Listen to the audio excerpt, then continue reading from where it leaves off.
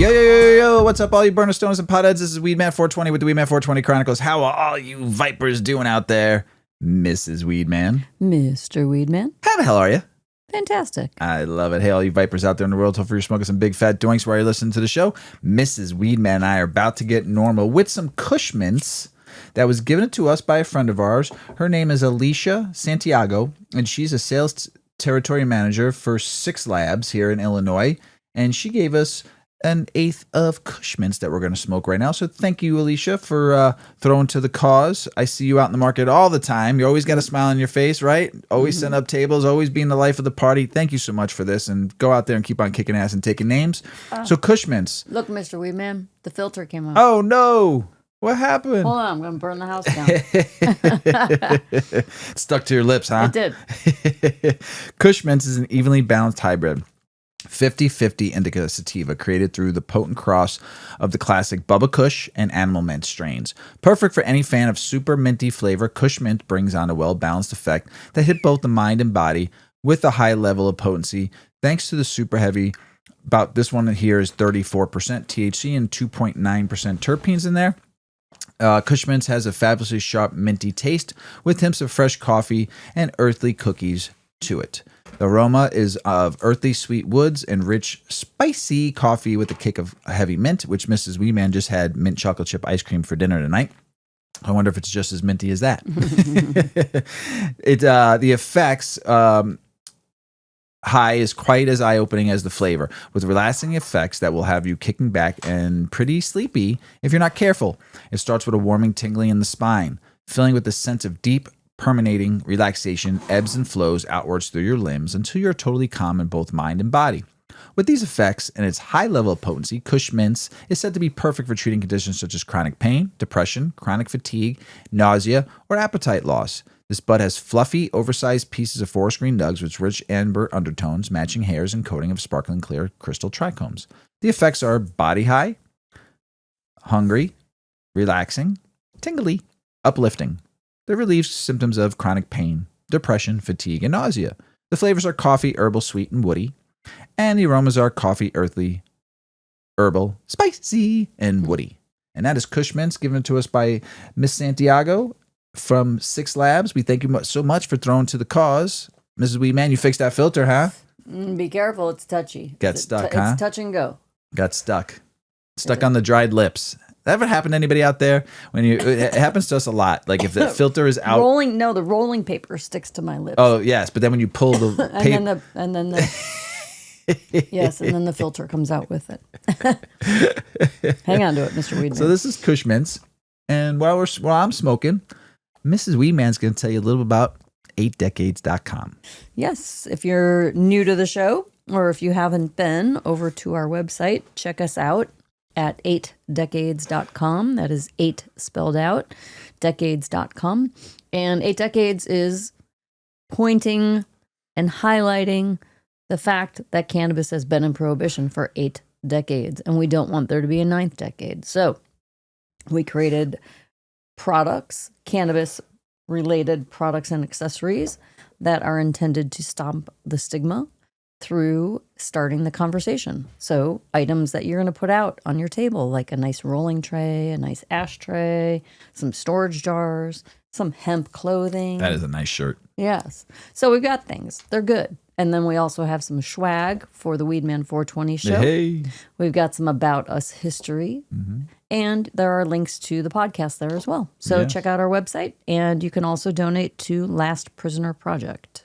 Round up, right? Round up. Yeah, round up. No, it's actually, no, now we've got increments. It's just increments? Yeah. Okay. Mm-hmm. So donate. Yes, donate to a good cause. Goes straight to them. Yep. Check out 8decades.com, everybody. That is our baby. And by you supporting us, we get to keep on doing this show every week. So thank you for supporting 8decades.com.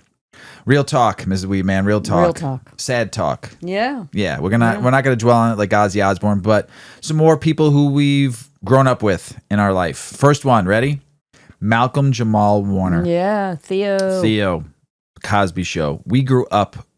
We were a couple of years apart. Yeah. So we watched. He was a couple of years older than us. I think he was like 2 or 3 years older than us. Mm-hmm. But we got to watch him grow up on TV as we were growing up and seeing the same experiences as we were growing up with. He was growing up with. The whole family was. So if you have not watched the Cosby Show, I have watched a couple episodes just as a remembrance of him this such a weekend. good show. It was a great show. It's unfortunate that Bill Cosby ended up to be a What happened? dirtbag Yeah, because so- he really was a phenomenal person. Yes, comedian, actor. Until yeah. we found all those Yes, till we find out all that crummy stuff. things out. But Malcolm Jamal Warner has nothing to do with that. Amazing. And the show was so good. yes, That and show he was so was good. great and a producer, actor, just a good person after the Cosby Show. And I rest in love, Malcolm Jamal Warner. Rest in love. The big one, an big one. icon. Oh, Hulk Hogan. Let me tell you something, brother. Hulkamania is running wild. Take your vitamins, say your prayers, listen to your parents, and you'll succeed just like Hulkamania. These 24-inch pythons, brother, are going to take you to the top of the world, to the mountain. I'm coming after you, Andre the Giant. I got this, brother. That's my rendition of Hulk Hogan, everybody. We've got some stories from Sunday night SmackDowns. Oh, yeah. I mean, Raw. Oh my God, that was like WCW. Yeah. I mean, he had All a of career. He was an icon. I've been watching wrestling since the 70s, and I'm a huge wrestling fan, and Hulk Hogan changed the industry. I mean, he bought MTV to wrestling. He bought movies to wrestling. Mainstreamed it. He mainstreamed. He was on Rocky 3 as Thunder Lips. The ultimate Thunder Lips. Thunder Lips. That was his name on Rocky 3. It was great. Wait a minute. You didn't even have lip. Like Hulk Hogan. didn't have Thunder Lips. The ultimate god. Thunder Lips. Thunder Lips. That was his name as a wrestler on Rocky 3 when he played that little scene when they were doing it for charity. So You don't even see his lips because he always has the mustache. that's why they called him Thunder Lips. When that mustache hit you, you went thundering. Thunder down under. Oh, there it is right there from Mrs Weedman. I will say this. He was an icon. It was amazing watching him wrestle. I don't care what you have to say about him. I mean, I know he had some issues, but what he did for wrestling was amazing. And he brought a lot of young folks like myself watching him in wrestling as a kid, made us love the excitement and the He's energy. a legend. Oh, legend. Legend. Unbelievable. A world legend. Oh, yeah. Like you know how Michael Jackson sell out Recognized everywhere. everywhere he went. At that point of his highlight in his career, he was like that for wrestling. And he would show up to places and tens of thousands of people would be there. Michael Jackson was millions. Yeah. But Hulk Hogan was, for that wrestling, he was there. I mean, he would show up to places and there'd be people waiting just to see his energy and his just 6'7", 360-pound behemoth of a fucking, he looked like an Adonis, you know? So when you go to places where there's smaller people and you see this Hulk come through, you got to follow him, right? Yeah. So Hulk Hogan, rest in love. Also, you'll be missed. Malcolm Joel Warner, you'll be missed. Now the Crusher. Let's see if I can get through this. Come on. You could do it. I can You could do do it. You could do it. All you know, our lovely budgie parakeet Vega. He's been on the show multiple times. He was our show mascot. He even had the best nickname. Vega was his name, but we gave him a nickname a couple of years ago, and we called him La King because he was the king of the house. He was the oldest pet we still had. Yuki is still a few years old. Vega's nine years old, right? 9.5 years old. And that we've talked about Vega so many times on the show. He's been on the show. He's talked in the microphone. He's hung out with us. He's smoked many sessions with us. The bird loves weed seeds. That bird, we bought that bird. It was 2 weeks old when we got to meet him because we handpicked him, and it was a hand-fed bird. If you ever get a parakeet, get a hand-fed bird from a breeder. Trust me, it'll make a world of a difference. And that bird attached to us and came home with us and was our best buddy. Probably 2 weeks after we had him finger trade in like 2 days. That bird was ours because we visited him every other day for 2 weeks straight until we were able to take him home. We got him pretty young. He was what, like 8 weeks? Yeah, something like that when we took him home. And he stole our heart. And I mean, he was amazing. Mrs. Weedman's best buddy. Well, I was saying to somebody, I was telling them what happened, and I was saying, I think that if you're a person who's never had a pet, you don't connect with animals, it's hard to understand that you'd have a relationship with a bird that's like 2 ounces. And then if you're someone who has pets, but you're like into like dogs, cats, your standard pets, you might think of a bird being as like kind of simple as a fish. Like, okay, so it's just an animal that's in a cage. You say hi to it. I will tell you that having a budgie, having a bird, really, they're very interactive species, and they become part of your family. This bird had conversation with us. He understood music. He understood a lot. Understood words. Yes. Knew his names. Yes. Knew when you were talking to him. He knew when he wasn't getting attention and other pets were, and he'd be like, yo. He was so what about smart. Me? So smart. He would whistle to us when he wanted attention. Mrs. Weedman and Vega had special whistles to one another that they would do all day long. He said goodnight to us every night. He said good morning to us every morning. He wanted out of his cage to be with us. He just was special. He was really sweet. He was a good bird that was like, he understood so much. It was amazing how much this little 2-ounce bird. He had a very big vocabulary. He 50 had, words. At least. Yeah. You want to take a shower? Probably. Yeah. You want to take a shower? In all of his years, he's probably said about 50 words, but usually about 10 of the words he said the most. You want to take a shower? He coughed. He barked like a dog. Hey, girl, which is our sister-in-law taught him that one. You want to go in your cage? You want to go in your cage? Want to take a shower? What are you doing? What are you doing? And you taught him that because you'd always say to him, Vega, what are you doing? His favorite song, he had a favorite song. His favorite song was Little Birdie. It was from the Peanuts, Charlie Brown and Snoopy. I got it. Charlie I got it on my Brown orchestra. Yes. Vince Gagliari. Yes, hold on, I have it on my phone. Little Birdie. I've been playing it. I It's played super it like sweet. 3 or 4. He loved that song. He'd fly over to the computer. He'd sit on my computer and fall asleep and just listen to the song. It's Vince Girardi Trio, and the song is called Little Birdie. I wish I could play it for you all to hear. It's just a sweet little song. So I'll tell you the story on this because it's so cute. So I know the song because I was a huge Charlie Brown Peanuts. Well, I've watched them a bazillion times, and there was the one where Woodstock was flying from his nest to go to Snoopy's doghouse, and the song came on. And one day when we had Vega, I started singing the song, Little Birdie. Mrs. Weedman, you want to join in? While you fly upside down. And I sang that song. Miss Weedman was like, what is this? I'm telling you, it's a real song. She didn't believe me. She went on the spot. I found it. And Vega came to the computer while it was playing out of him, put his face against the computer. He was like, give me more of that. And you had a whole playlist. I had like 4 songs, 5 songs that he'd come over and listen to. And hang out with Mrs. Weedman. Yeah.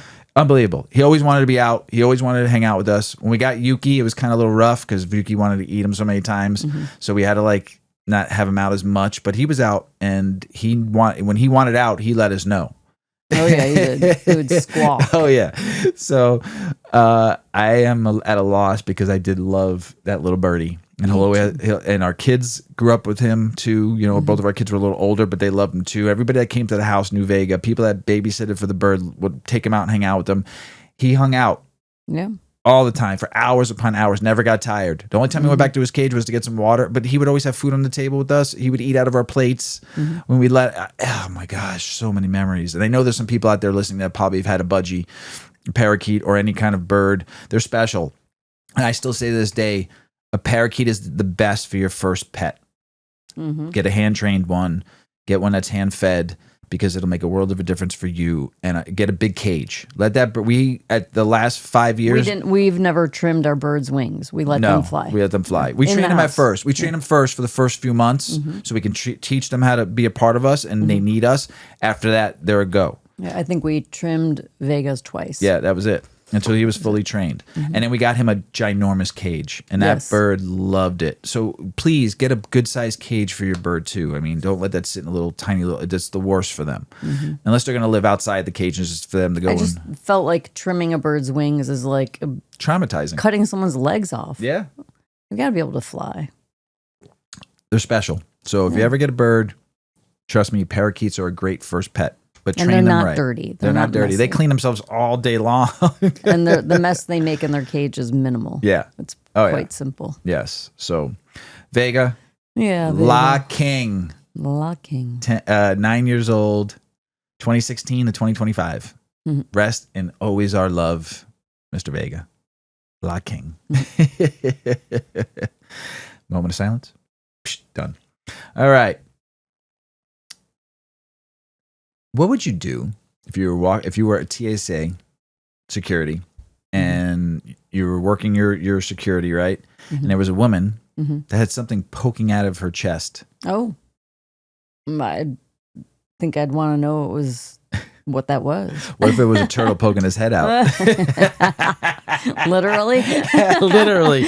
Because this woman tries to enter a U.S. airport with turtles in her bra, and it was caught by the TSA. Oh why would you put a turtle in your bra? Is that a turtle in your Put in your pants? bag. Your bra, you're happy to see me. Oh my God. What would you do? I don't know. What would you do? A Florida woman was caught hiding 2 turtles in her brassiere while passing through a checkpoint in Miami International Airport. The identity of the woman was not revealed. The security agency revealed that one of the turtles didn't survive. Oh, she smothered it. Yes, in her bosom. In her brassiere.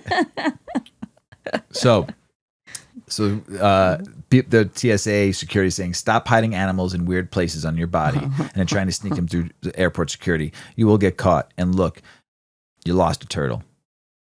Put them in a bag and carry them on. Right. You can carry, Yeah, why? Yeah. Maybe they thought, because they might have been maybe illegal. They stole the turtle from the beach. Oh. Maybe it was a loggerhead. Maybe. No, these were like box turtles. I'm looking at the picture. They weren't a sea turtle. They were more of a pond turtle.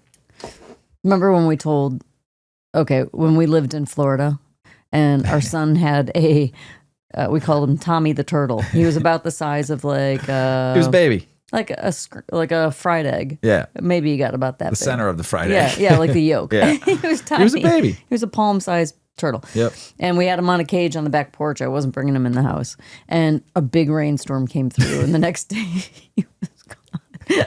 Because his tank overflowed and he got free. Living in somebody's pool in Florida for some years. I don't remember. What did we even tell? I think we told him the truth.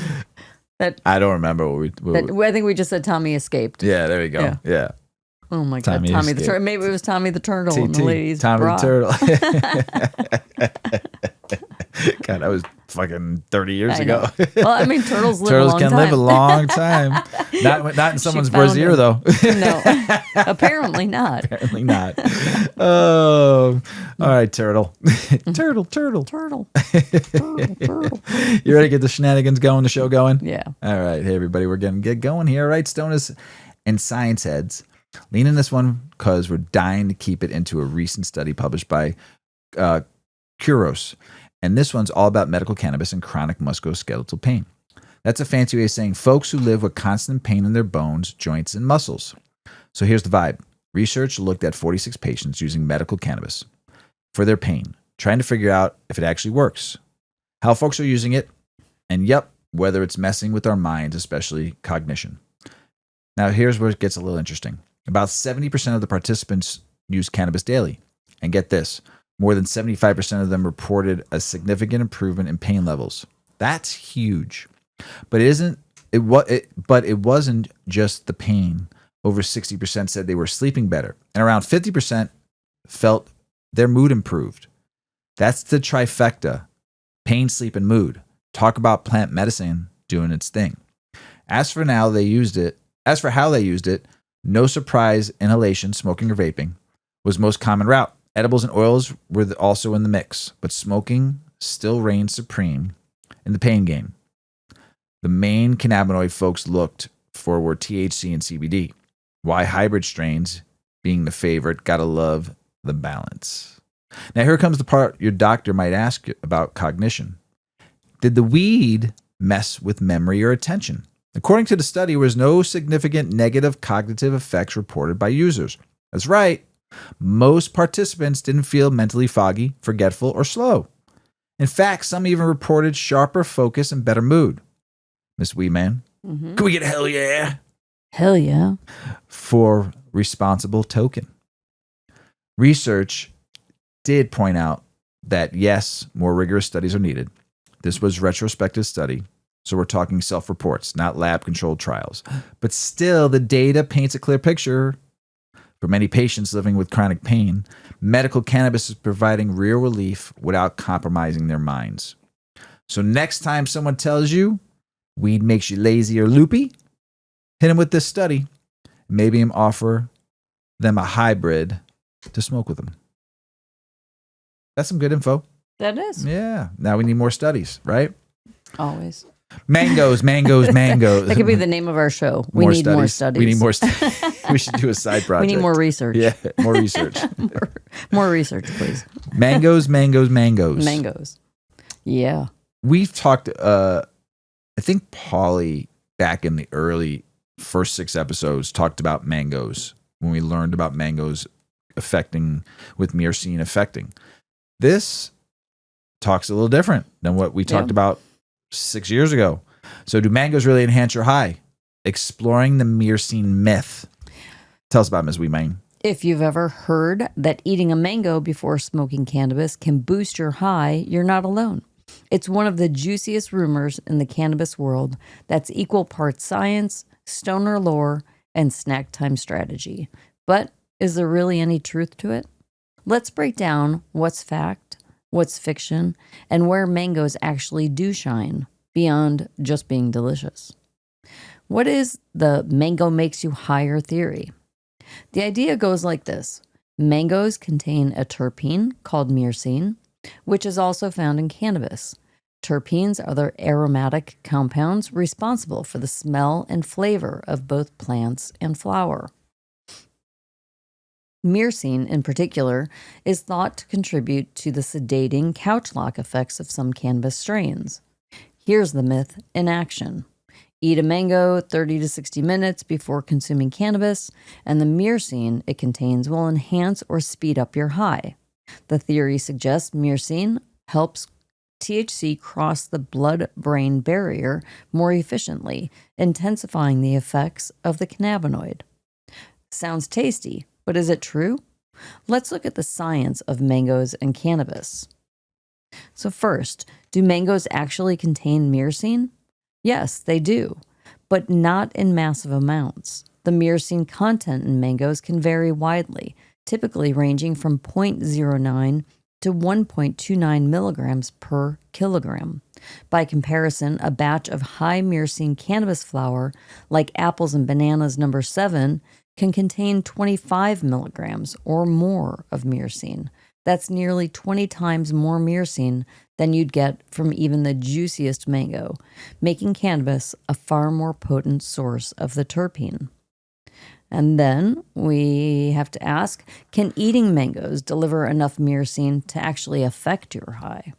Well, probably not. The amount of myrcene in one mango is unlikely to have a meaningful pharmacological effect on its own. Plus, studies show that myrcene blends well with lipids, suggesting it behaves like a fat-soluble compound.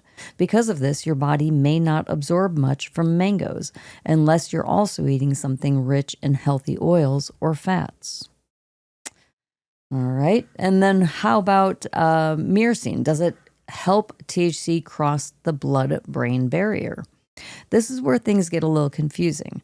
Myrcene has been shown to enhance absorption through the skin, so some people think it might also help THC get into your body faster or work better. That's why you might hear that eating a mango before using cannabis could make the effects stronger. But so far, there's no proof that this actually happens. So why do people actually believe that mangoes will make them more high? Well, placebo is powerful. If someone believes eating a mango will enhance their high, they may interpret their experience through that lens. Also, ripe mangoes are sweet, hydrating, and packed with vitamin C. Eating one might simply make you feel good. That alone can heighten your cannabis experience. Even if they don't boost your buzz, mangoes are still pretty magical. Originating in South Asia over 5,000 years ago, they're considered sacred in India and often appear in religious rituals. In Hindu tradition, mango leaves symbolize prosperity and love, and the fruit is associated with fertility and spiritual devotion. Today, mangoes are a culinary staple in countries like the Philippines, Pakistan, Mexico, and the Caribbean, each adding their own twist to the fruit's uses in chutneys, beverages, sauces, and desserts. So, final verdict. Does the mango hack actually work? Is it really a thing? Well, scientifically, The answer is not really. Culturally, it's a fun ritual that doesn't do any harm and might even help you stay hydrated. If you're looking for a stronger or faster high, your best bet is to choose cannabis products that naturally contain high levels of myrcene. Ask your bud tender about strains like Hashburger or Raspberry Parfait. Both are known for their rich terpene profile and potential to enhance your experience.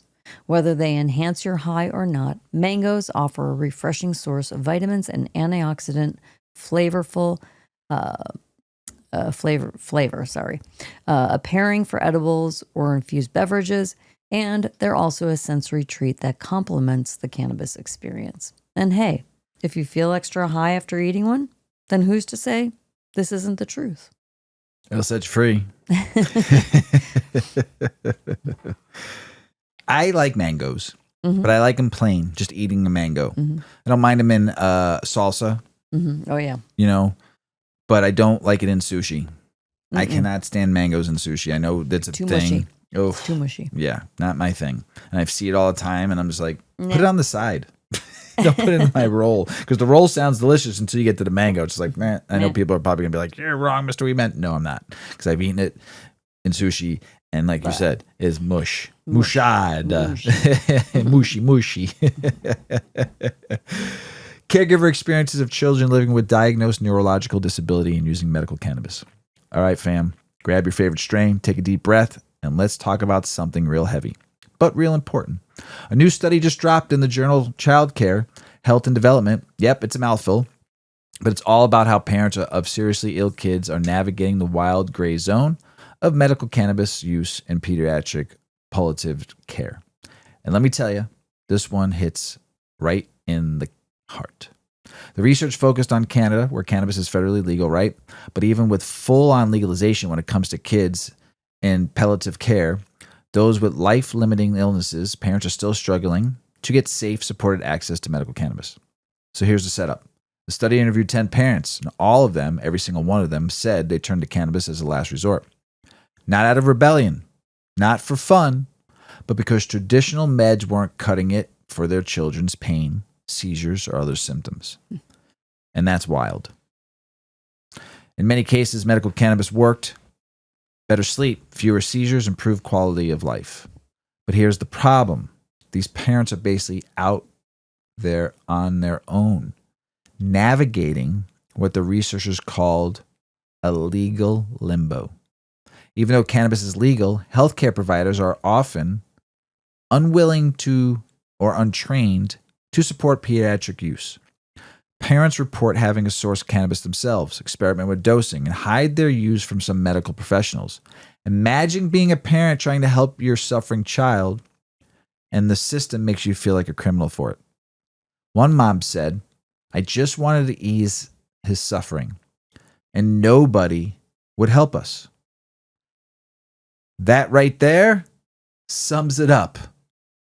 Desperate love running into red tape. The researchers argue for something loud and clear. We need clearer medical guidelines, more research, and proper healthcare support when it comes to cannabis and pediatric palliative care. Because these families shouldn't have to choose between their child's comfort and staying on the right side of the system. So while the stigma fades and legalization spreads, there's still a long, long way to go for most vulnerable patients and their parents who've become accidental advocates, caregivers, and scientists all in one. This one's for all the warrior mamas and papas out there doing what the system won't. We see you. We hear you. And that's why we're talking about it on this episode. And we puff and we say a prayer in your honor. Ms. Weedman. Mr. Weedman. Ms. Weedman. I'm going to talk about some inflammation influences and cannabis's effects on anxiety. I totally botched that. Inflammation influences cannabis. I thought, because you usually... I was going to. I was ready to. Mr. Weedman didn't lead me into I was my going article. to. And then you took over. So here it goes. Ready? And Here's we're the both big stoned, introduction. So yeah, come on, Mr. Weedman. Inflammation influences cannabis, effects on anxiety, and sleep. No. That's what it says here on inflammation influences cannabis effects on anxiety and sleep, right? Inflammation influences cannabis's effects on anxiety and sleep. See, you should have said I did the same thing. We're stoned. Yeah. But it's good information. It's just so interesting because I'm hearing how you're reading also, and it's very burp, burp, burp. And there's certain strains that do this to our brains. Yeah. And when we're reading, More robotic. it's very like, yes, you can't get like a flow. You can't, Sometimes. it happens. So, but I like my 10 more minutes talk 10 sometimes. more minutes, 10 more. And again, for anybody who might be new here, we do get stoned Throughout so the that whole we can show. show people how that strain affects us. Yeah. Sometimes it's the same, sometimes it's different. And we do it just because we enjoy it. Oh, yeah. Yep. I wouldn't do the show without it. Right. But it's educate. Part of it is that we're trying to stomp the stigma. Yes. And so we're trying to show that we can function and do the show stoned. And sometimes the weed makes us read funny. If someone came and said they wanted to sponsor the show, and if it was for a lot of money, and they said you can't smoke weed on it, I would tell them no. No. It could be, and people are like, oh, you're bullshit. I'm like, no. No. Because I am Weedman 420. Right. It says it on the wall right there. For me not to be able to smoke weed on my own show, why would I want you as a sponsor? Right. We're What's the smoking. point? We've said it to hundreds of people that want to be on the show. We're a smoking show. Come smoke with us. You know, it's a comfortable situation here. We're going to that's what we do. So understand that if this is your first time listening, we smoke and we love it. And no matter how, sometimes some people have reached out to us going, oh boy, that strain got you good. Yeah. Sometimes we stutter on our words because some strains are, you They get get tongue us. tied. You're trying to read, you're reading for 2 hours, Yeah. And staying focused while getting really baked. when you don't want to stay focused sometimes, you want to hang out and talk a little bit more, and smoke more weed. All right, let's get back to it. All right. A new study shows that and this is very important. A lot of people deal with chronic pain. Chronic pain is often caused by inflammation. There's so many health conditions that cause inflammation. It's a big problem. And it is very generalized that cannabis and CBD help with inflammation. So, does it or doesn't it? This new study, this is the study now, shows that inflammation levels influence how cannabis affects anxiety and sleep quality. Sourced from Neuroscience News, the study found that cannabis is increasingly turning up in conversations about mental health and sleep, with many people touting its benefits for calming the mind and easing insomnia. Yet research has long struggled to explain why some people report dramatic improvements while others see little change or even feel worse. The study offers a fresh perspective, explaining that the answer may lie in an often overlooked player, your immune system. Researchers set out to test whether the anti-inflammatory properties of cannabinoids, particularly CBD and THC, could explain cannabis's effects on anxiety and sleep. They hypothesized that cannabis use would reduce markers of inflammation in the body, which might then translate to improved mood and sleep. They also asked a more nuanced question. Does your level of inflammation at baseline influence how you respond to cannabis? The study enrolled 171 adults with mild or greater anxiety, some of whom were randomly assigned to use one of 3 cannabis chemivars, THC dominant, CBD dominant, or even a mix of THC and CBD.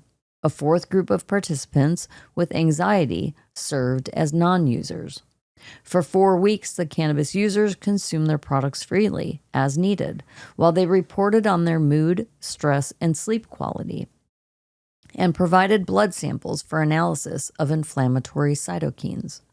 The results were both surprising and illuminating. On one hand, cannabis use over 4 weeks did not lower levels of inflammatory cytokines overall. That means cannabis did not appear to have a measurable anti-inflammatory effect at the systemic level. However, when researchers looked at baseline inflammatory status, or how inflamed a person already was at the start, they found it significantly diminished the benefits of cannabis. Although people with higher inflammation at baseline experienced greater improvements in both anxiety and sleep. CBD emerged as the more reliable star of the show. Across all levels of inflammation, CBD dominant and balanced THC and CBD chemovars were associated with consistent reductions in a combination of depression, anxiety, and stress, and had better sleep. THC dominant products, by contrast, showed more variable effects that depended heavily on a person's inflammatory state. Those with moderate inflammation benefited, but at high extremes, very low or very high inflammation, the effects of the THC alone were inconsistent or absent. These findings help reconcile some of the mixed evidence found in literature. Many prior studies have reported conflicting results on cannabis's impact on mental health and sleep. Gotta get a drink. With THC in particular, producing both beneficial and detrimental outcomes depending on the study. This new study suggests that individual differences in immune system activity could explain much of that variability. It also aligns with the known biology of CBD, which has been shown in preclinical work to suppress inflammatory signaling pathways and modulate immune response more effectively than THC. Why does inflammation matter? Chronic low-grade inflammation has been implicated in mood disorders, including anxiety and depression, as well as in sleep disturbances. Elevated levels of cytokines.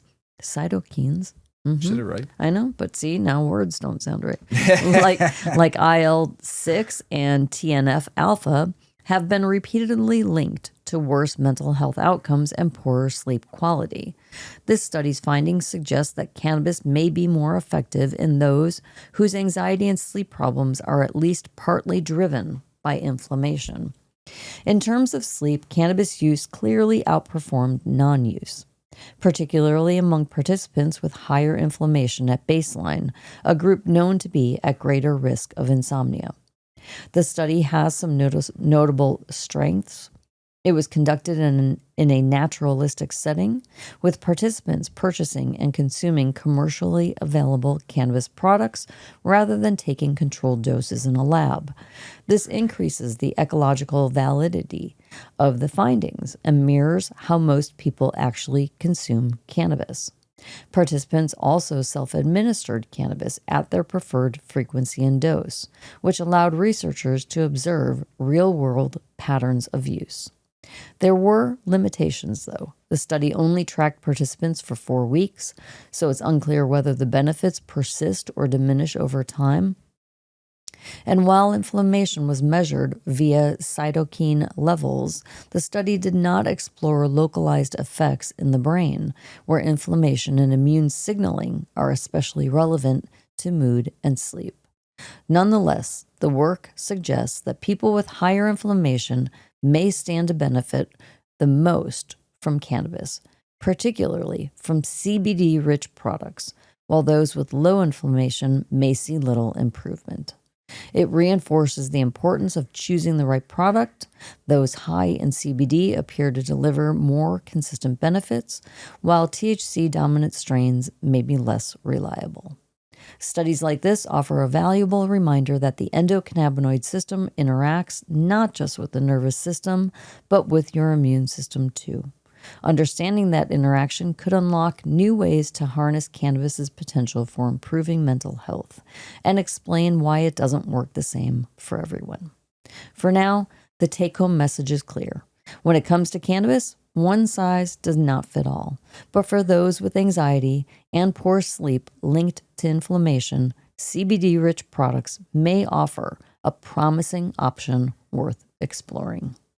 Always explore. Mm-hmm. And I will say at that, full spectrum CBD is very important. Yes, because it has everything in there. Yes. All the good you stuff. You need all the terpenes and the cannabinoids.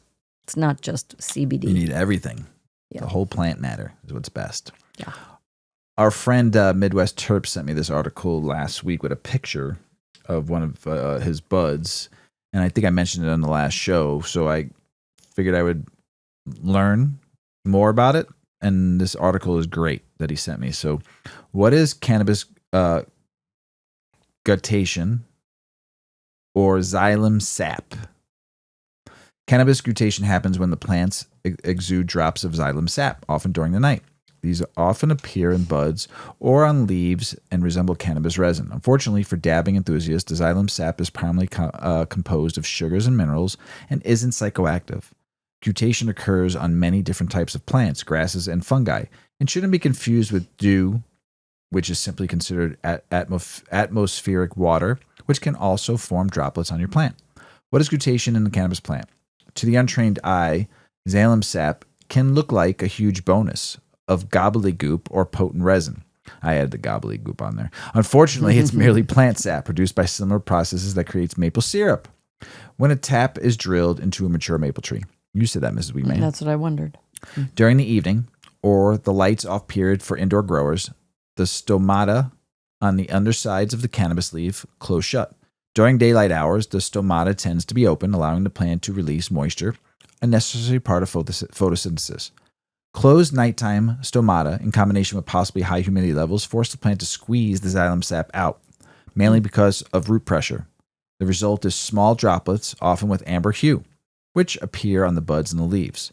The first time many growers see cannabis gutation or xylem sap, they often think their plant is dripping in psychoactive THC-rich resin. What causes cannabis gutation? With high levels of soil moisture during the evening, water, nutrients, and minerals enter the root system. This creates a slight root pressure, forcing sap upwards through the plant. Note the root pressure rather than transpiration provides the primary force for sap to flow during the night. Cannabis gutation is more apparent with high relative humidity. Levels are present at night, suppressing the already low-level transpiration levels to a minimum. Without the liability to lose moisture through the closed stomata, occasionally cannabis plant is compelled to force out the excess xylem sap out through the water glands. These are also known as hydatodes,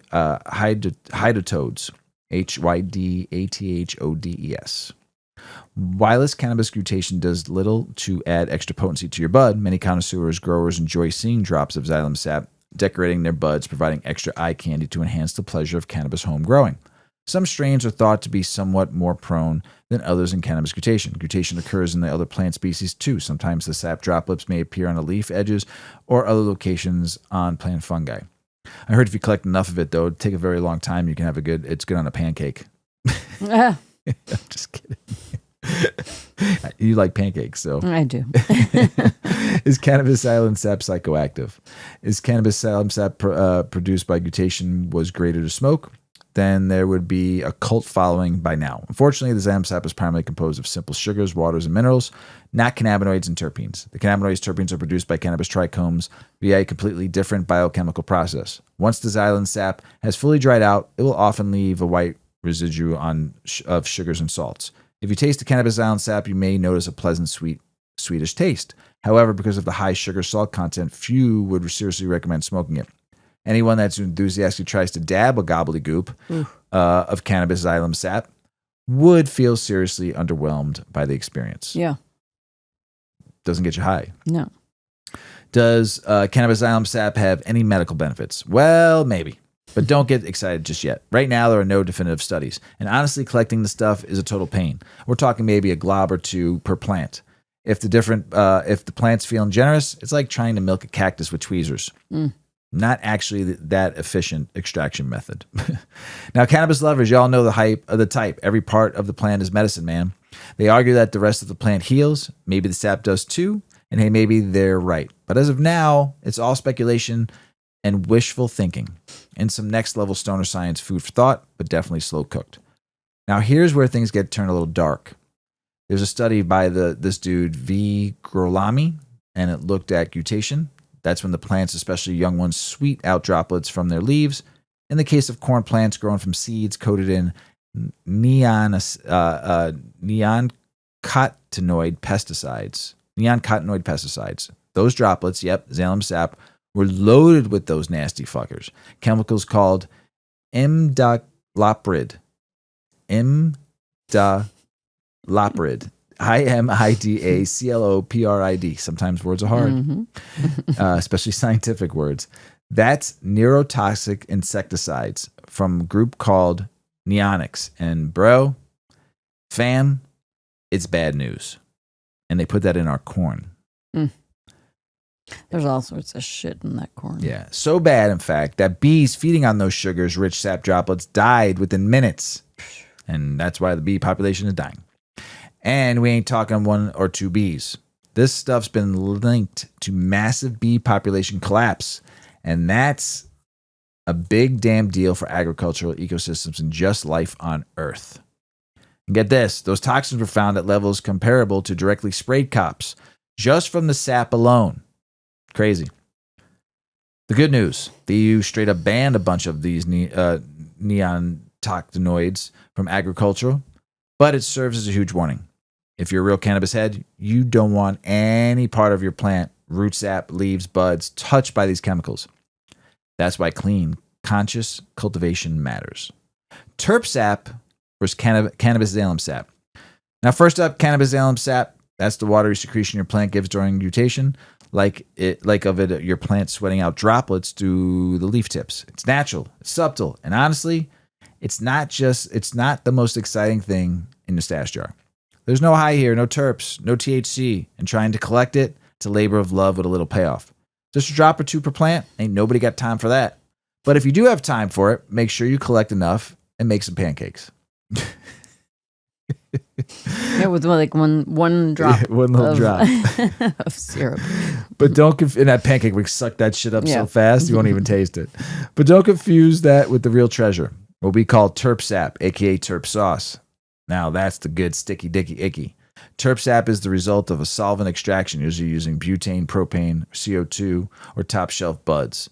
Done right, it produces a glistening syrupy liquid bursting with flavor and floating inside the golden sea, THCA, THC crystals, aka cannabinoid diamonds.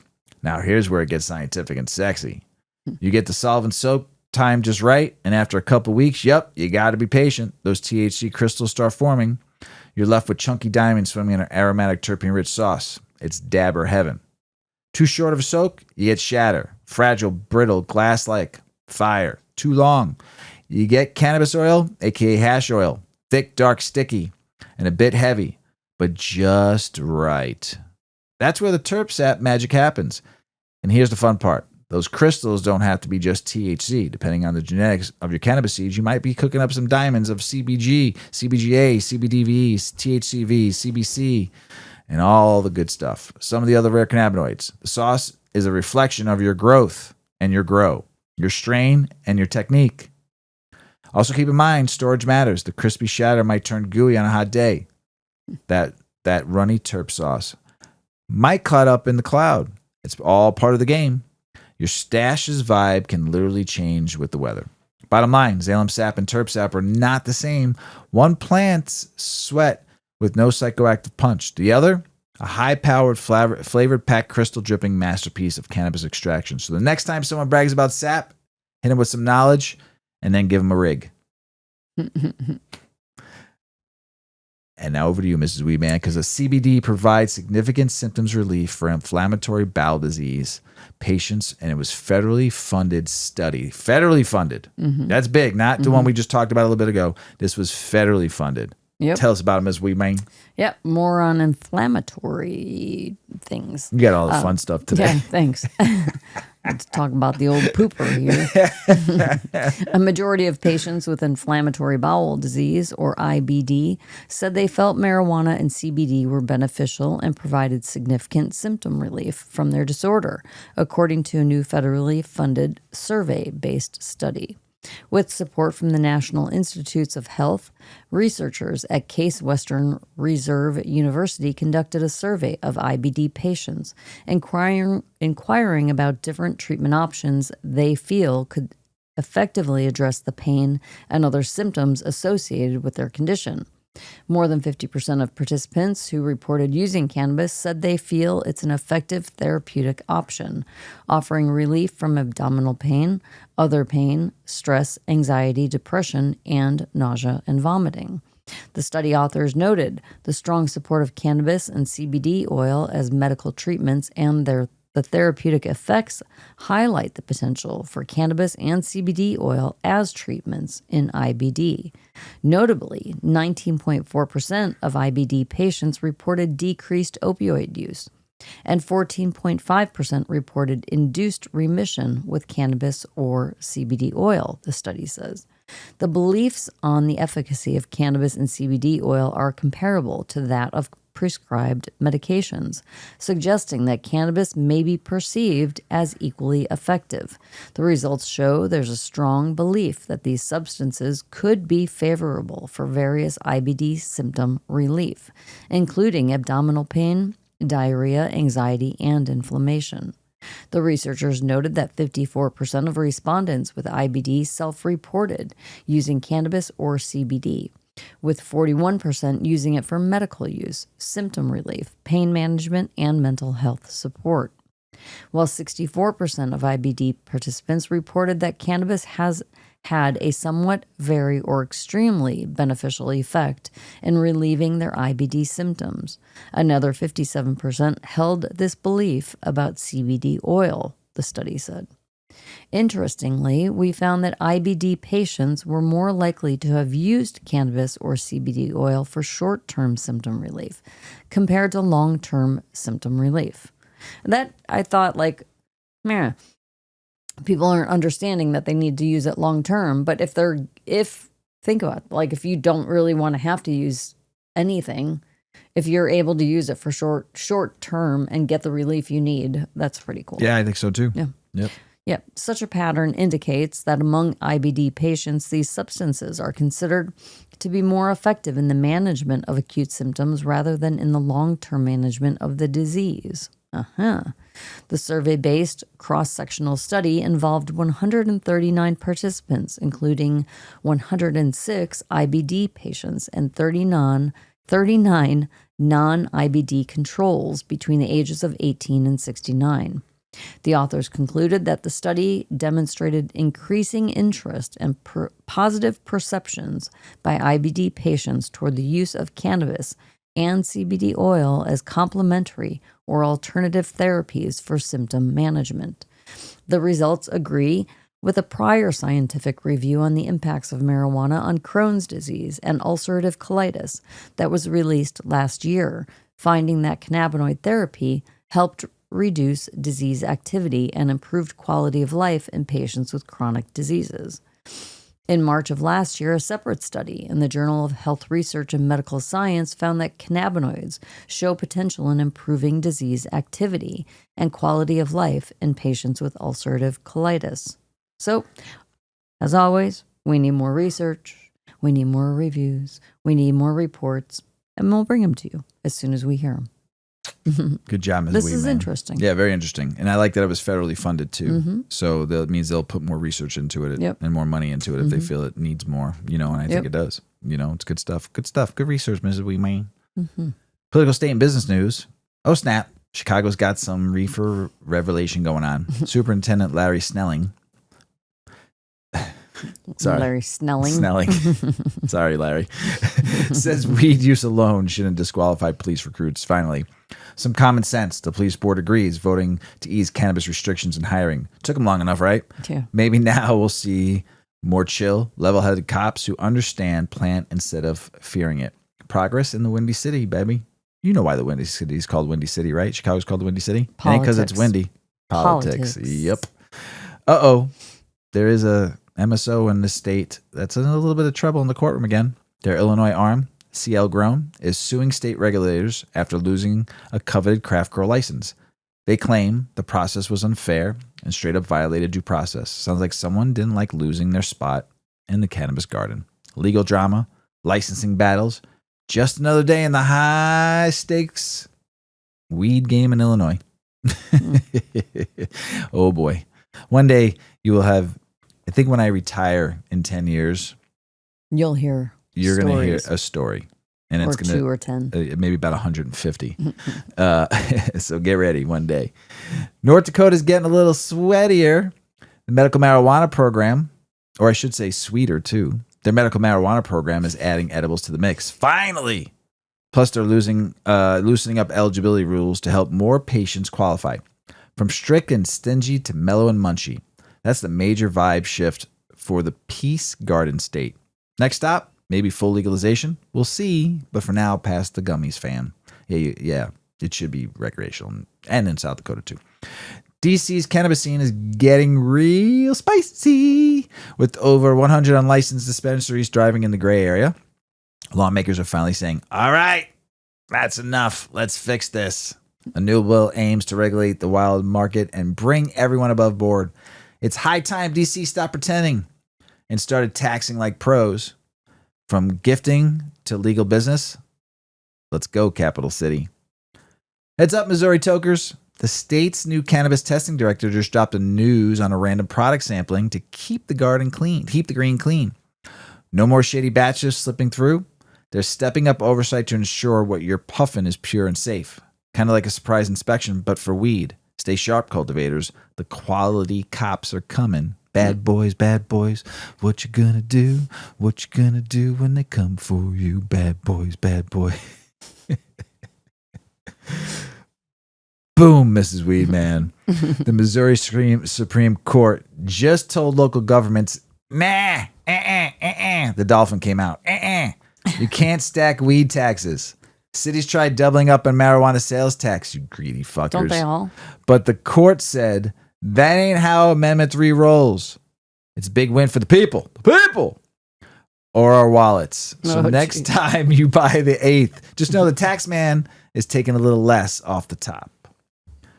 Big news. Lawmakers have introduced the SHIP Act, letting small cannabis growers ship product interstate via USPS or commercial carriers once federal legalization kicks in. Yeah. Oh. Everybody got excited for a second. Wait, Everybody was like, what? Mr. Weedman, thanks. Forget it. It's all about leveling the playing field, letting family farms compete with big corporate weed giants. Led by Representative Jared Huffman and Val Hoyle, this bill could be a game changer. Want the cake?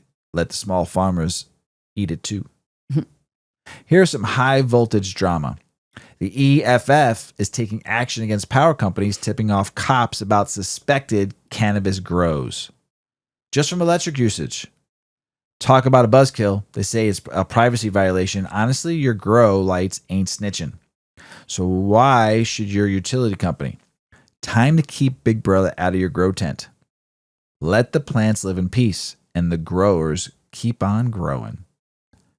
All you vape heads, listen up. The global cannabis vaporizer market is heating up. And not just your rig. A new report says in 2025 to 2030, the rise of pre-filled vape cartridges is going to spark major growth.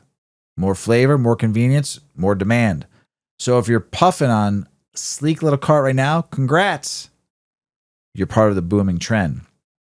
Vape waves rolling, peeps. My thing about the vape industry, it's convenient. Yes, of course. There has to be recyclable. We have to start, even in nicotine vapes, cannabis vapes, any kind of vape, there has to be some kind of recycling program. You know how many people use vapes around the world, and then cannabis vapes too, on top of that? Mm-hmm. That is a lot of plastic and a lot of glass waste. Well, and all the batteries. Oh my gosh. We have to come up with figure out a plan on this, because like I said, they're convenient, they're great. I'm just saying we are fucking up our environment with all that leakage from the batteries that go in the earth, and I can go on and on and on and on. Recyclable program. And it has to be a legit cyclable program that these all become reusable or fixed or repurposed. I don't care. Okay, I digress. Florida's making waves in the cannabis scene. With over 750,000 medical marijuana patients, the state's been a powerhouse for reform. Back in 2016, a 65% voter approval for medical use set the stage. Advocates like Roz McCarthy, founder of Minorities for Medical Marijuana, and Ryan Besor, CEO of Redemption Cannabis, are leading the charge, partnering with companies like Trulieve to push for equity in education. Florida's not just a state, it's a movement. Listen up. Marijuana prohibition, it's a total sham from day one. The system's been about control, racism, big money, not health or safety. For decades, folks have been punished while the real players profited. But now the tides are turning. People see through the smoke, and legalization is booming. So keep fighting the good fight, because the green truth always wins. Mrs. Weedman, you want to light that joint before you get started with your part of political, state, and business news? And while Mrs. Weedman is taking a quick drink and lighting up that Kush Mints given to us by Miss Santiago from Six Labs, we appreciate it. I thought the high is quite enjoyable. Did it taste like your chocolate chip mint ice cream? I wish. Mrs Weedman and I love Kush strains. I actually just got some Kush. Our good friend will smoke it on a show coming up here. Big Earl was in town, dropped off a bunch of fun stuff. He dropped off some green crack, dropped off some Loops headband, dropped off some OG Kush, some Devil Driver, another Kush Mints, some Platinum Lemon Cherry Gelato, and some Super Boof. I can't wait to try that. And I will tell you this, the OG Kush is from Josh D 1996, a revive that he revived the plant. And I smoked that last night and I was baked, and it was phenomenal. And I smoked some of the Platinum Lemon Cherry Gelato with Big Earl on Sunday when he stopped by the house. Whoa, I sat on the couch and watched the movie and didn't remember watching the movie. And Super Boof, we haven't smoked it yet. When I had you open the bag, what was the first thing that you smelled? Candy. It is fucking amazing, and the nugs are beautiful. So, Ms. Weedman, while we're smoking political state and business. All right, let's get on with our news. New York City's got a new aroma in the air, and Mayor Eric Adams isn't exactly vibing with it. In a recent Pod Force One interview, he said the constant weed smell on the streets is a bit much. While he supports the legal cannabis industry, he thinks smoking should be confined to designated areas, not everywhere. He's all for the green, just not the green cloud in your face. Okay, well then pass some fucking rules and let people open consumption lounges. That's it. Jersey's gonna have a fucking steakhouse consumption lounge. That's fucking awesome. Badass. The pre-roll game is lit right now. They are like hot, flying off the shelves. Infused joints and multi-packs are they're just a convenience item. Consumers are chasing potency and bold flavors, making these products the hottest trend in cannabis. Automation is stepping up, ensuring consistency and scaling production. Brands are elevating quality, turning pre-rolls into connoisseur-worthy smokes. Well, tell me where to buy those, because my pre-rolls lately have been canoeing.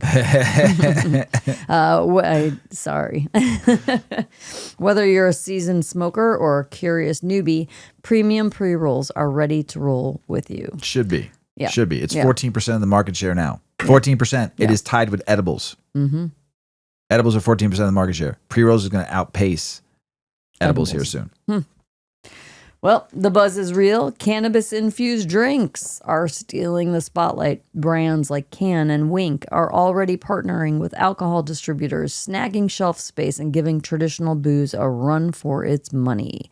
Major players like Constellation Brands, Pernod Ricard, and Boston Beer are now eyeing hemp-derived THC beverages, which are federally legal. Yep. That's right. And popping up in liquor stores nationwide.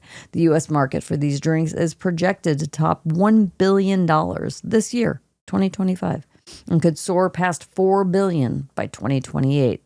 With alcohol sales dipping, especially among women over 35, these cannabis beverages are becoming the go-to choice for consumers seeking a buzz without the hangover. Even liquor stores are getting in on the action, with some reporting cannabis drinks now making up 15% of their sales. Looks like the future of drinking is high and dry. No booze required.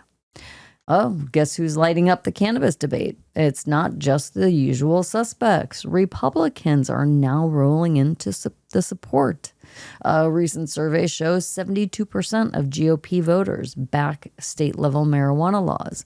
That's even more than the general public. But it's not just politics. Boomers are joining the green wave, with nearly half supporting legalization. Looks like cannabis is becoming a bipartisan bud. South Dakota is turning green in more ways than one. Farmers are diving into hemp, not just for the cash, but to boost small-town economies and tackle climate change. Ken Mayer and John Peterson are leading the charge, setting up processing plants and creating jobs. Hemp absorbs carbon as it grows, and they are locking that carbon into everything, from bioplastics to bedding. In 2024, they harvested 3,700 acres of hemp, making South Dakota the nation's top producer. But to make a real dent in carbon, they need millions more acres. No wonder why people can't buy a farm. These companies are just grabbing them all. For them, it's more than farming, though. It is a movement. Yeah, I'd say. A recent poll by NugMD revealed that 54% of cannabis consumers believe their use has positively impacted their careers. 54%. This includes 28% who say it's been very positive, while only 10% report a negative effect, and 36% say no impact has been felt. Andrew Graham from NugMD suggests that wellness-focused employers should recognize cannabis as a potential workplace benefit. All right. Scratchy. The DEA judge overseeing the marijuana rescheduling process has retired. Sounds like a great thing, right? But he has left the fate of reform to the newly confirmed DEA administrator, Terrence Cole. And guess what, people? Cole has previously expressed concerns about cannabis's health effects and has not committed to rescheduling. This development adds uncertainty to the future of cannabis policy under the Trump administration. Those two articles I gave you, Yeah. I'm so just like at a loss. That judge doing what he did, knowing what was coming up, and postponed it too. Fuck this whole thing. They knew what the fuck they were doing. DEA chief does an about face. DEA administrator Terrence Cole has backpedaled on his earlier commitment to prioritize cannabis rescheduling. Despite promising action during his confirmation, Cole's recent strategic priorities omit cannabis reform. Instead, he focuses on combating foreign drug traffickers and enhancing public safety. This shift leaves cannabis industry advocates questioning the future of federal rescheduling efforts. Whew. I don't even. That's just like I was deflating. I was to read so that. thinking by 2027 this would be federally legal and it would be the 8th decade truly. The cannabis was in prohibition. I don't know anymore. I am so lost. I am so. We have 2 years to get there, and I am so at a loss. I really truly thought the last administration was going to do it, and I thought going into this administration, I felt a little maybe confident because the president in Florida voted for cannabis legalization, right? Unless he fibbed.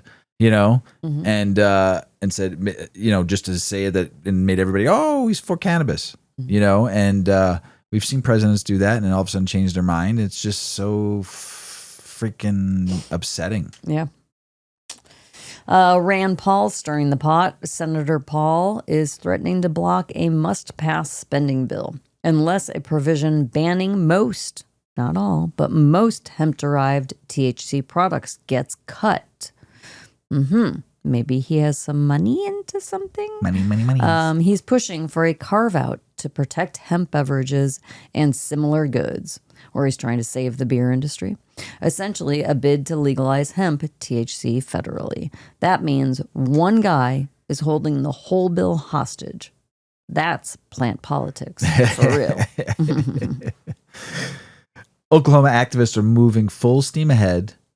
Oh, you need a joint? Yes, please. There you go, Ms. Weedman. Thanks. Sorry. Oklahoma activists are moving full steam ahead with State Question 837, aiming to legalize adult use cannabis in 2026. They filed before Governor Stitt's new petition law, SB 1027, kicked in. So they beat those tough county signature limits and ballot language rules. Volunteers get up for statewide to collect nearly 173,000 signatures by November. You guys can do it. Grassroots hustles in action. Oklahoma's won't be denied. Big news for Montana. The State Department of Revenue plans to merge alcohol and cannabis oversight into one division. The idea is to boost efficiency without cutting jobs. Same staff, now under one boss. Industry reps are nervous. But revenues say no change for business. They see it as a smart prep for hybrid products like THC drinks. Cheers to regulatory evolution. Texas Spotlight Alert. Representative Jessica Collins just dropped HB 195 in the special session to legalize adult use cannabis up to 2.5 ounces and 15 grams of concentrates and safe adult transfers. Home storage allowed with limits, but no home grow. It's a bold move amid a looming push to ban hemp, THC products, with small businesses and bipartisan support watching closely. Keep your eyes on Austin, bro. Hold up, Texas is back in the Senate. Bill 5 is advancing statewide, backed by Governor Abbott, to ban hemp-derived THC, including Delta 8, Delta 10, and THC flower, anything over 3 milligrams THC per serving. It passed committee unanimously, with criminal penalties looming. Texas sellout or safety move. Critics call it nanny state creeping in, but Abbott says it's for our own good. Yeah, okay. Everyone's just going to go, their medical program there sucks. Mm-hmm. I know there's somebody trying to, make it better. Or get medical fully, right. And it's just, everyone's going to go back to the traditional market or black market. Mm-hmm. I'm sure there's some home growers in Texas, but just so weird. It's just like you're totally going ass backwards. Regulate it, fix it. Let people still get their medicine, Congress is on the warpath, folks. House appropriations are pushing to eliminate illegal, unsanctioned marijuana grows on public lands while also targeting money laundering tied to Chinese-linked cannabis operations. They've instructed agencies like the Forest Service and DHS to step up detection, eradication, and reporting within months. It's not just about busting plants. It's a full-scale cleanup time. Bud-themed espionage. Kentucky Governor Andy Beshear just fired off a letter to President Trump urging him to oppose language in the federal spending bill that would block the DEA from rescheduling cannabis from Schedule 1 to Schedule 3. Over 40 states support medical use, and rescheduling will help patients in research. It's a bold call for science and common sense. Right into the White House. Ohio cities are still waiting on the slice of the pot pie. And we're talking about $20 million in marijuana tax revenue that the voters thought they'd get. Issue 2 promised cities 36% of the 10% excise tax, but no payouts yet because the legislature hasn't allocated it. Local leaders are frustrated and saying, hey, state, pay up. Time to honor the green vote. I don't know if they'll see that money. Yeah. Maybe. California regulators are moving to ban nearly all hemp wellness products containing even traces of THC. From salves and tinctures to capsules under proposed rule DPH 24005. But the Sisters of the Valley, a.k.a. the Weed Nuns, they're the best, are lighting up the fight, rallying grassroots resistance to protect small-scale plant-based herbal makers. It's David versus Goliath in the green. So if Mr. Weedman passes away suddenly one day, if I pass away like years before Mrs. Weedman, guess where Mrs. Weedman's going? Yes, we've already talked about this. Yes, Mrs. Weedman will I'm going to be a weed a sister of the valley. Yes, sister. What are you going to call joking. What are you going to call yourself? I don't know. I haven't gone there Sister yet. Mary Susan. You just got to put Mary on everybody's name. That's every sister, right? So if you ever want to know where Mrs. Weedman's at, if something happens to Mr. Weedman, you know where to find her. If they'll let me in. I think they will. You're crafty. I'm crafty. They're all crafty over there. I'm resourceful. That too. They need a strong, crafty, resourceful, pioneer. She's crafty. Someone that can get shit done. Farm, bake, whatever. I can do some shit. I know. You're going to become Sister of the Valley. Sister Mary Susan. Sister. I just want to be sister. Sister? Yeah, I'm a sister. There you go. There it is. Despite the majority of states legalizing medical marijuana, clinical education hasn't kept pace. Only 19 cannabis education programs exist across 14 states, leaving about 70% of legalized states without normal cannabis curriculum. A 2022 survey found that most medical students without formal marijuana training held erroneous beliefs about its medical uses. The gap affects millions of patients relying on informed care. Some schools are stepping up, like the University of Maryland's Master of Science in Medical Cannabis Sciences and Therapeutics. Ooh, that's awesome. I just want to take that class. Blending online and in-person classes. Oh, okay. But with cannabis still Schedule 1 substances, federal barriers hinder broader education. As usage rises, it's clear healthcare providers need better training to meet patient needs. A bipartisan coalition of 32 state and territorial attorneys general is urging Congress to pass the Safer Banking Act of 2025. They argue that legal cannabis businesses should have access to national regulated banking systems, citing safety and concerns and need to improve tax compliance. The cannabis industry generated over $30.1 billion in the sales in 2024 and is projected to surpass $34 billion by the end of 2025. That's a lot of money. Yeah. You know? Yeah. North Carolina's Cannabis Advisory Council is about to hold its first meeting this Tuesday, and that is today.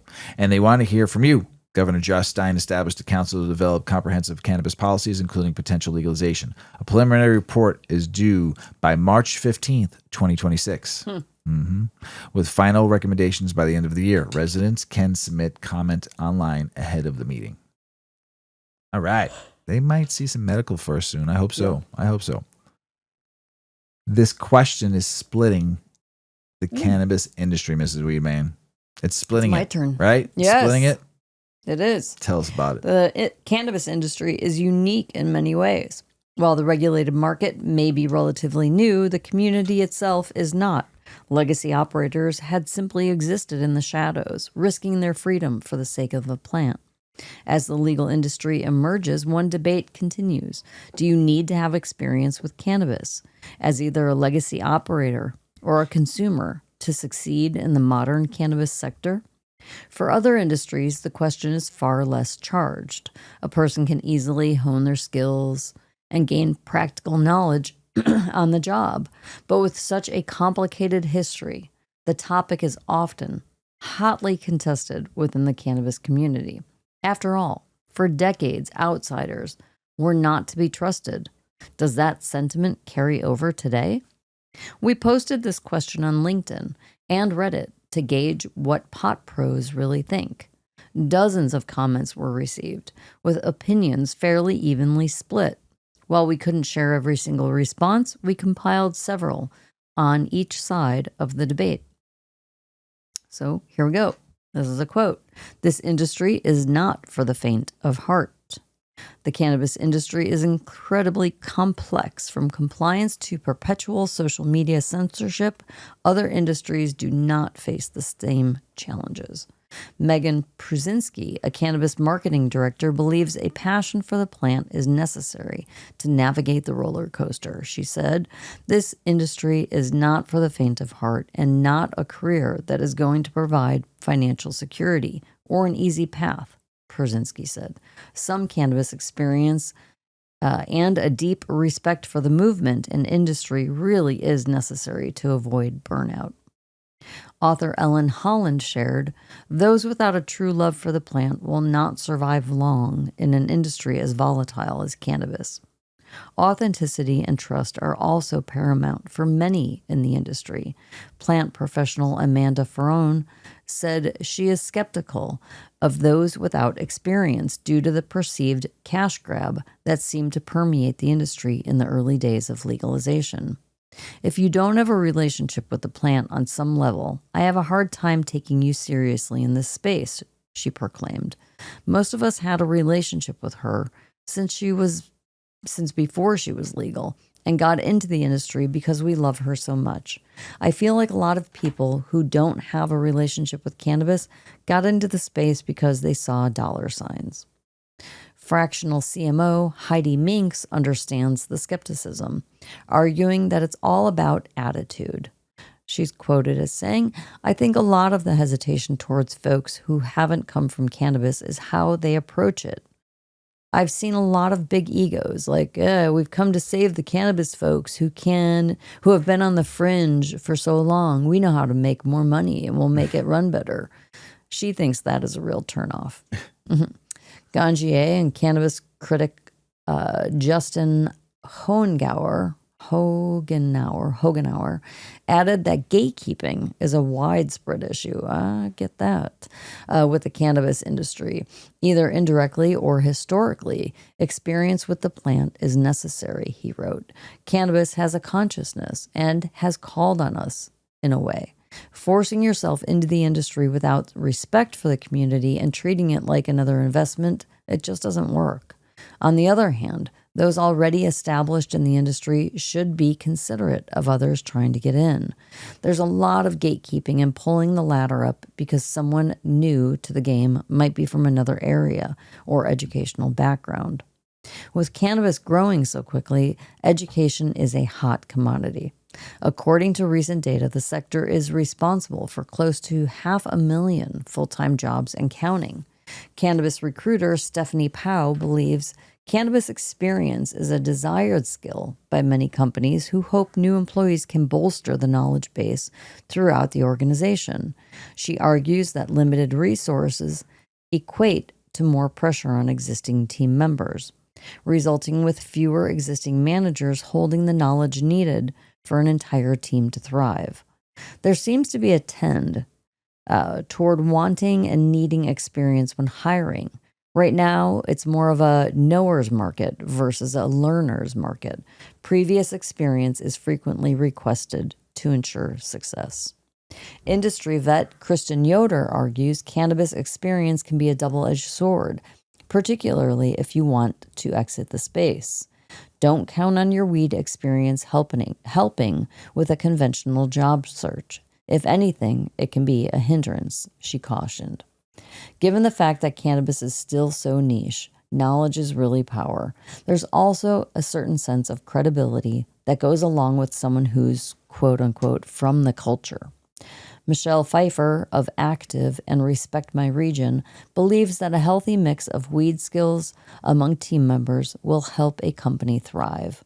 Not every employee needs to have cannabis experience, but it is incredibly important to have trusted voices within the company ranks that hold that experience, Pfeiffer notes.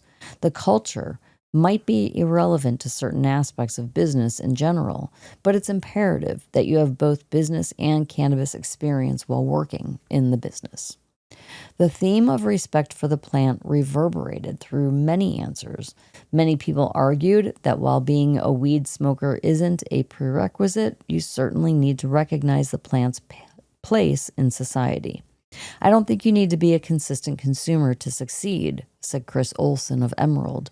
You should appreciate cannabis and its culture to advance in the industry. You'll excel in any industry if you recognize the value of your products and the consumers purchasing them.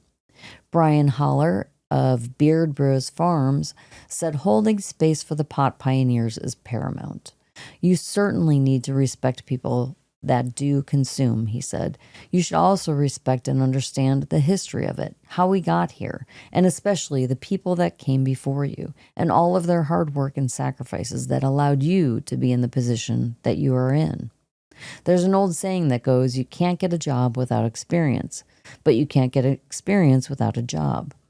Many respondents to our query felt that folks who may be excited about the prospect of working in cannabis but are simply less familiar with the plant itself should not be discounted. Beth Aden, a publicist and marketing expert, believes that turning away prospects due to lack of plant-touching experience is counterintuitive to the culture's very nature. The cannabis industry, she said, has been historically open to people from all walks of life and those who are seeking an alternative path to the mainstream. She noted, I think it would be counter to the history and culture of the industry to purposefully exclude people, especially based on a lack of experience. Several others in the comments noted that cannabis has a steep learning curve, but it's not impossible to grasp. Everything is teachable. It just depends on the employer and the position. It's also important to note that outsiders can bring with them fresh perspectives. Maybe for the better question is, does the cannabis industry need people without cannabis experience to survive? Joey Bravo of Respect My Region said sometimes non-consumers are better suited for specific sectors, such as marketing and branding. I prefer no experience for certain tasks. That way, the bad habits and biases don't create inefficiencies in areas that legacy cannabis isn't really great at, Bravo said. Much like everything in cannabis, there are many opinions on the subject. But regardless of what people believe, the space is growing and there's a real need for qualified individuals on every side of the vertical.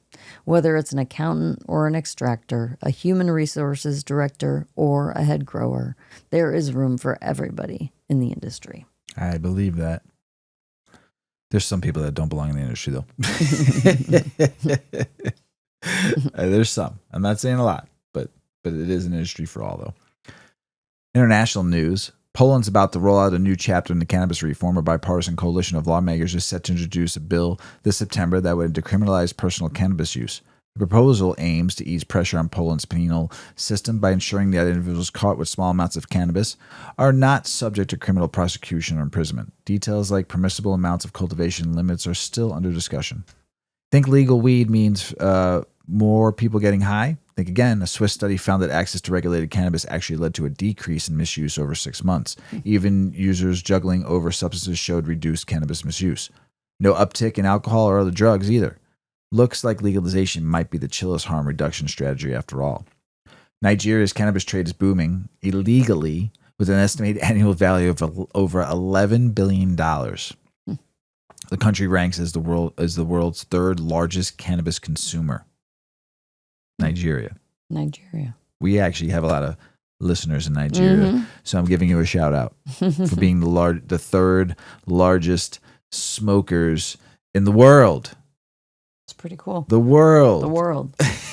Not just in Africa, the world. The third largest cannabis consumer. Legalization could open the door to medical and industry cannabis markets, potentially generating significant tax revenue. However, the government faces challenges in balancing public health concerns with economic opportunities. The debate continues, reform or risk.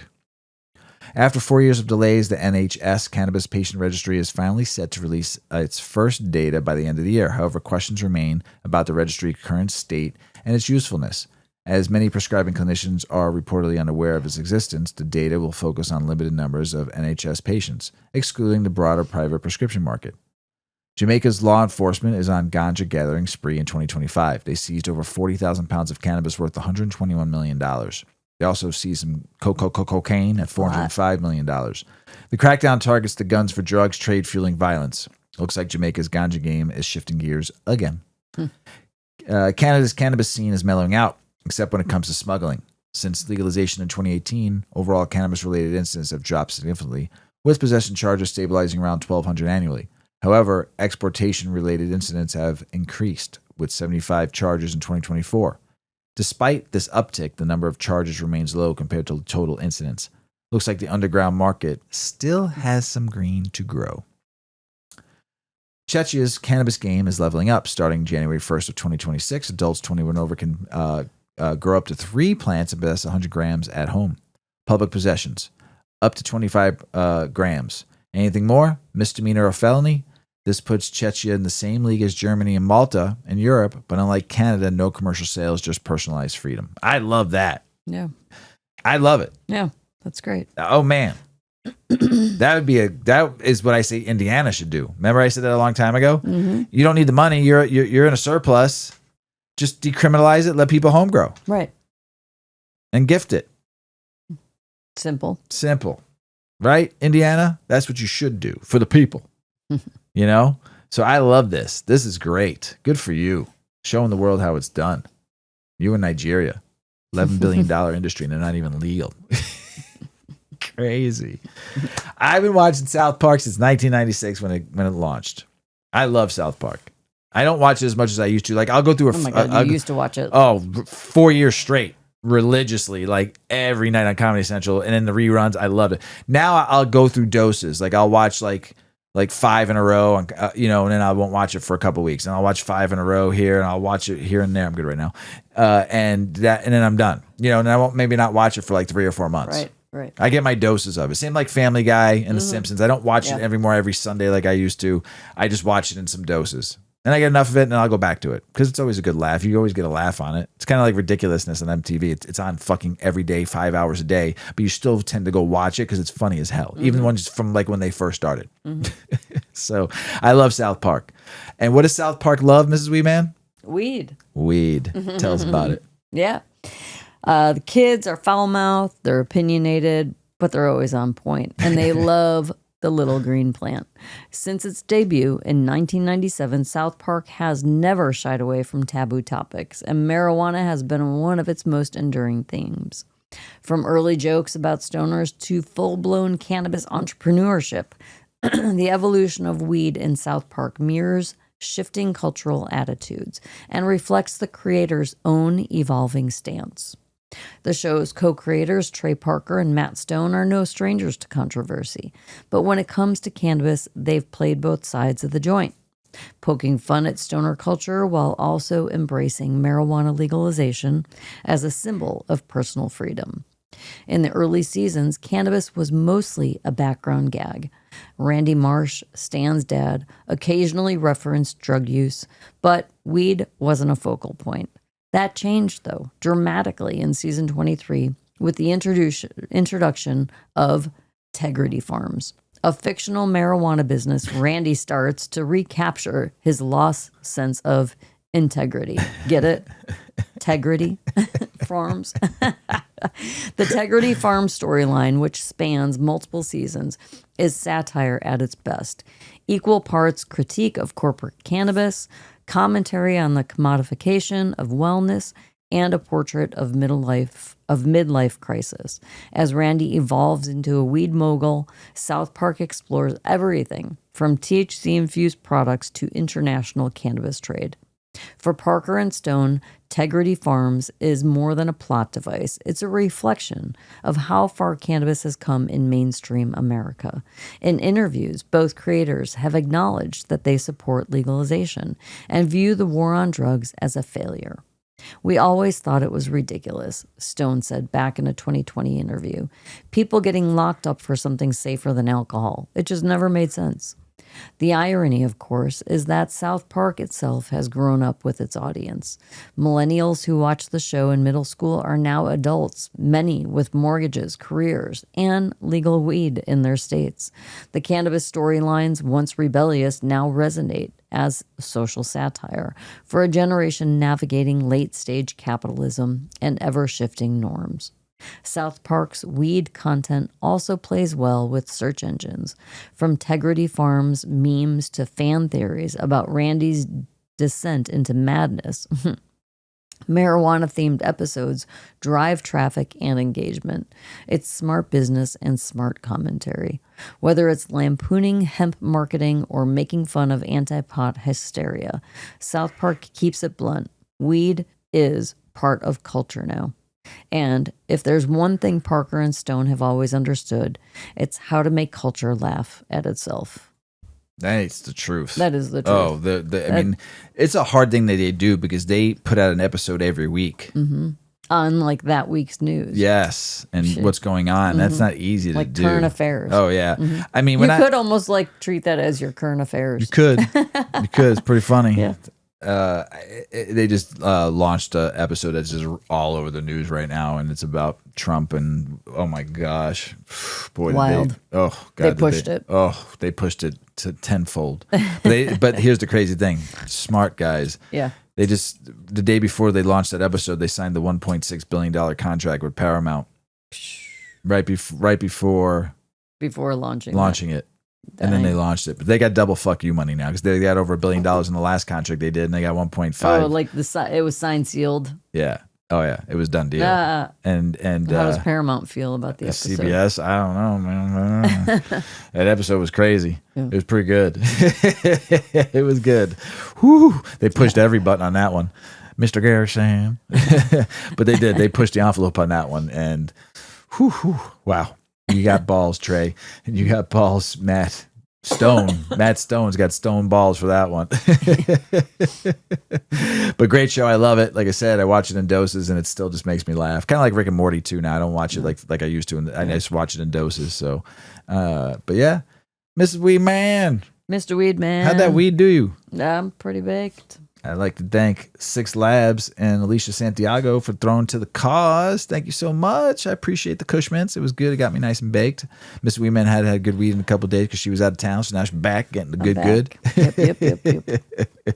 Got finally stoned. Yeah. You got anything else to say before we go? Have a great week, everybody. Stop on over and visit 8decades.com. Ooh, yeah. No. And we'll see you next week. Thank you, everybody, for listening. We love you out there. Be kind to one another and go live some fucking life. As Paulie always says, smoke smart. Puff, puff, and away. Puff, puff, pass. Check out our cannabis lifestyle brand online at 8decades.com.